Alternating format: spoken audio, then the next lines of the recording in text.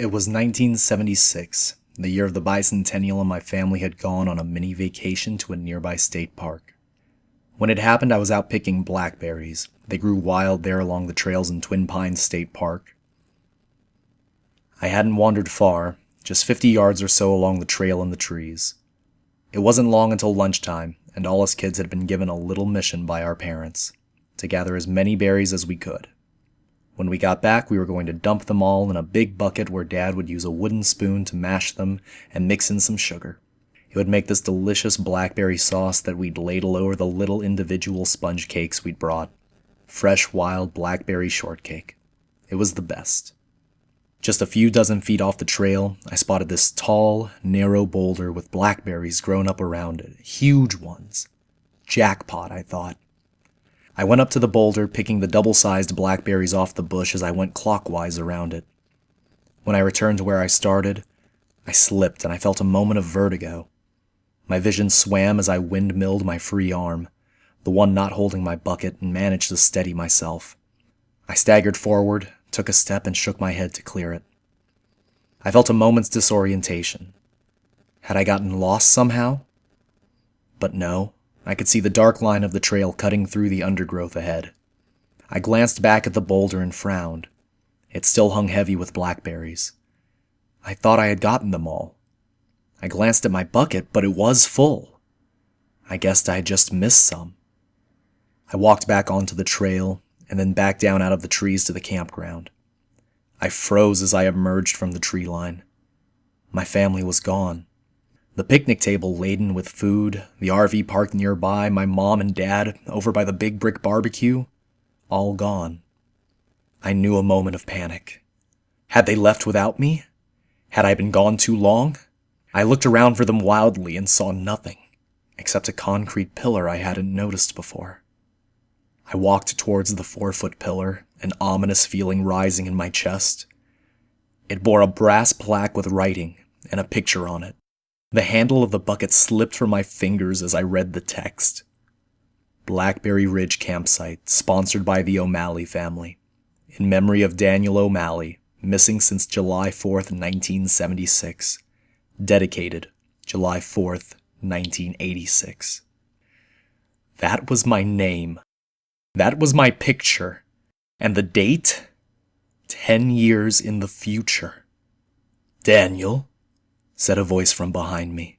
I jumped and spun around. Behind me, a man in a dark suit stood calmly, his hands clasped in front of him. I didn't recognize him, although he seemed familiar somehow. You know who I am? Sir, I began tentatively. I lost my family. Can you help me? He nodded somberly. I can. Relief flooded me. Do you know where they are? Where did they go? I asked, bending to pick up my bucket. Is this pillar thing some kind of joke? Yes, home, and no, he answered with a slight smile, ticking off each answer on his fingers. I deflated. They did leave without me? But how? Why? What's going on, sir? They didn't leave you on purpose, Daniel. They looked for you. They loved you. They still do, the man assured me kindly. But you can't get back to them like this. You've fallen forward in time. 10 years have passed, just like it says on the memorial there. What? I said incredulously. It was ridiculous, but then, what about the memorial? And the blackberry bush that was full of fruit again after I had just picked it clean. No. Not impossible, Daniel, he said earnestly. You know it in your heart. You're still young enough to believe, to know there are strange and wondrous things in the world. One of those things sent you here, and it can send you back. How? I asked urgently. Run, Daniel, he said, glancing up at the sky. The time when the door will be open is ending. Run back to the stone with the blackberries around it, and run around it again. He paused for a moment, as if considering something, then added, Be sure to run clockwise. Go. I don't know why. But in that moment I believed him. He just seemed so honest, I guess. "Who are you?" I asked as I began to step cautiously back towards the trail. "No time!" he snapped, and I jumped at the severity of his tone. "Go!" I ran, back up the trail, to the stone. When I reached it, I did as the man told me. It was different this time. As I rounded the stone as instructed, the world turned white. I sat at the picnic table, my face in my hands, tears running down my cheeks. Slowly I stood and trudged to the concrete memorial. I regarded it for a long moment, the innocent, trusting face of the child accusing me. I sighed, and then made a gesture and spoke a few words in the secret language of the Fae. The glamour disappeared, and the memorial became a featureless rock once more. Around the campsite, litter and scattered camping equipment appeared from thin air as the art that had concealed them unraveled. Elsewhere, I knew the heavy ripe berries had now vanished from the blackberry canes around the standing stone, as illusory as the memorial had been. I straightened my tie and composed myself. I could have said counterclockwise. I could have told him to run around the damn stone widdershins.